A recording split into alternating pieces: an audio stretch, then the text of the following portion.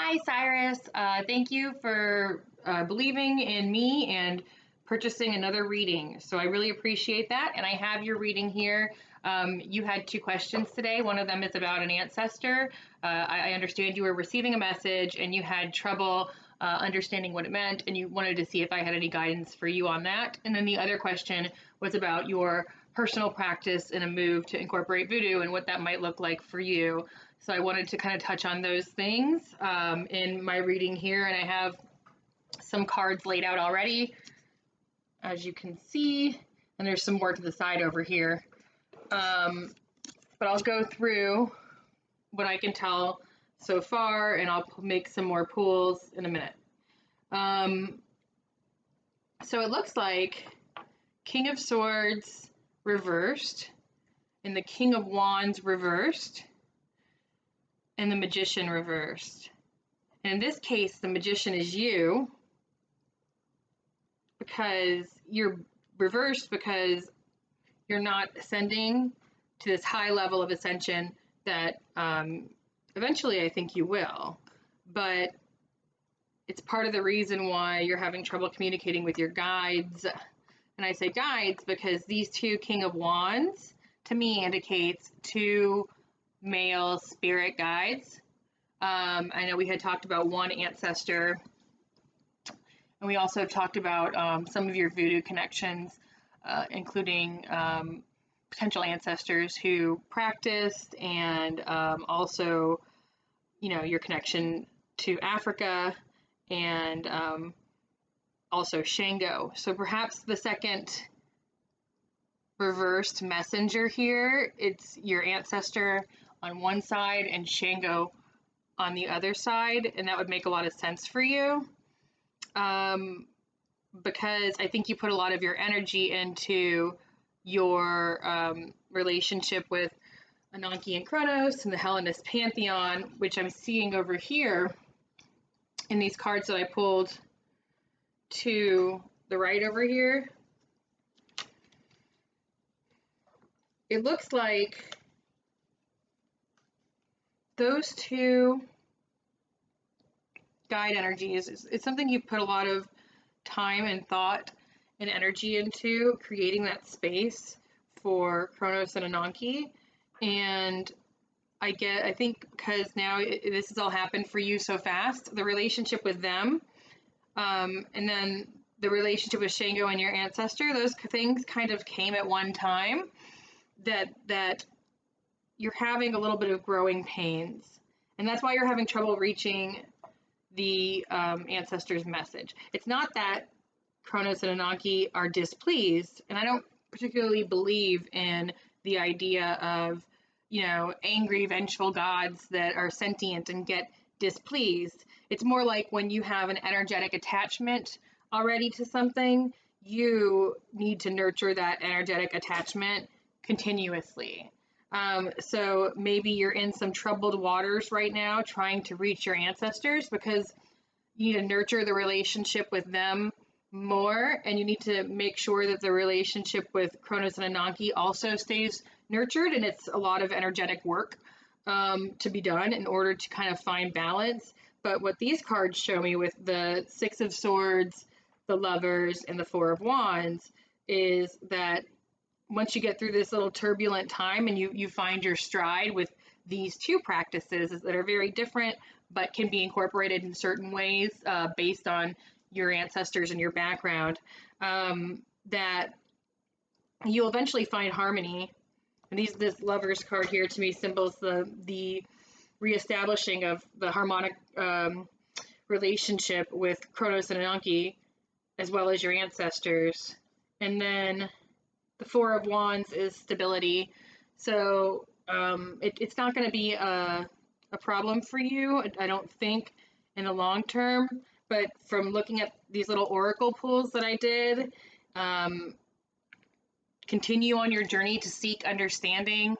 That's going to be important for you. That's what you need to be looking in the knowledge and understanding phase right now. So as you're starting to look at books and different things that help you don't worry as much about like diving in as you do about receiving information, either from your guides or from books or from your ancestors or from whomever. But dial into receiving and taking in information, to really get that level of understanding about these practices. Both. I mean, you're on a journey for both kinds of practices. Work with your mid-level guides, your angels and Shango and your ancestors. These are going to be the guides that are going to help you through this. Continue to do that shadow work that gets you closer to your ancestors, and keep listening, because like I said, once you get to this place where you are ascending instead of kind of staying still, you won't have trouble hearing those messages anymore. So just keep working on it. And you're on a path to ascension. So you are doing the right things, you're just not there yet. As for your questions, is voodoo the right path for you? Yes, a form of voodoo where you can be yourself, incorporate your practice, is absolutely the right path for you. But you need to also remember to nurture all of your energetic attachments in order for that to be harmonious and successful, and for you to really be able to tune into the spirits that you need to listen to, which is what you're struggling with right now. And that's why you were not able to receive the ancestral message. Now let me see if I can get any cards or anything that indicate what that message might have been.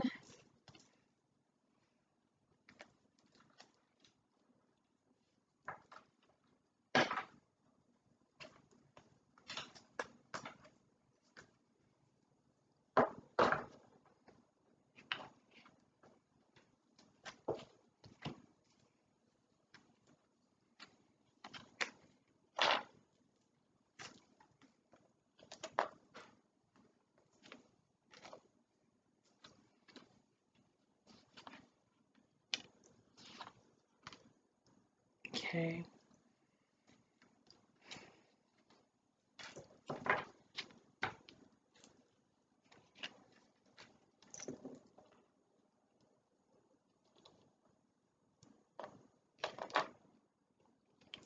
Seven of Swords.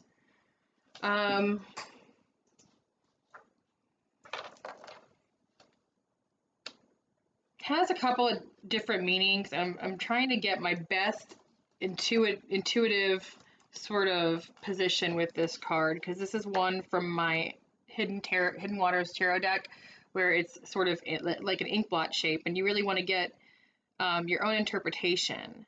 And so what I'm sort of seeing in this card, and what the numerology of Seven of Swords represents, is something exceptional, in a disharmonious way.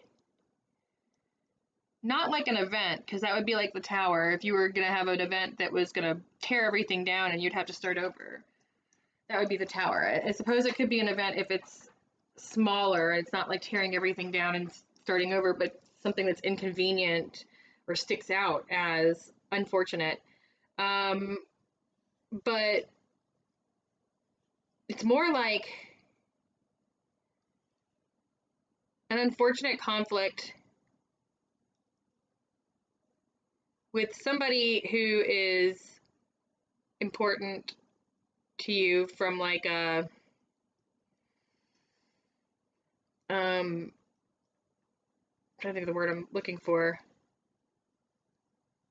from like a matriarchal or patriarchal perspective, either a parent or elder, or like teacher, or somebody in a position of relative power who you respect. Maybe there is some conflict there that's blocking transformation. And so you have to choose between two eights. The Eight of Cups reversed and the Eight of Pentacles. The Eight of Pentacles is like the creative manifestation of goals and of projects and things in the material world. So the Eight of Pentacles is a positive in this case. You come out of this period of non-transformation and a little bit of isolation. If you choose the path of the Eight of Pentacles, you will see success in the material world and more creativity, more of your ideas coming to fruition. In the other scenario that is part of this message, the Eight of Cups is like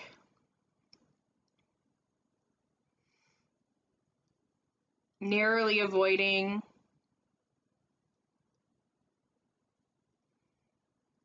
feelings like you're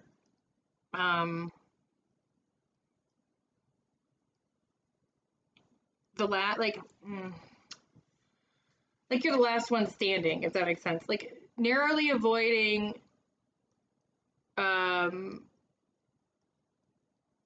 sad feelings of loneliness and being lonely because of your success or because of your project resolution.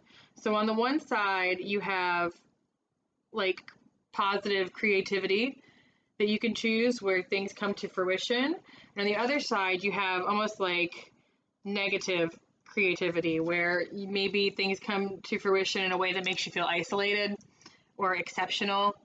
And it's based on a decision that you have to make. Like you're being tapped for transformation by your guides, but you're not quite there yet. And you need to come to terms with something that can yield positive or negative results in terms of your personal creativity, your personal journey, and your personal path. And that's what I'm getting from that message. Hopefully that makes more sense to you. Anywho, that's it. So I'll send this to you in a little while. Thanks, Cyrus. Bye.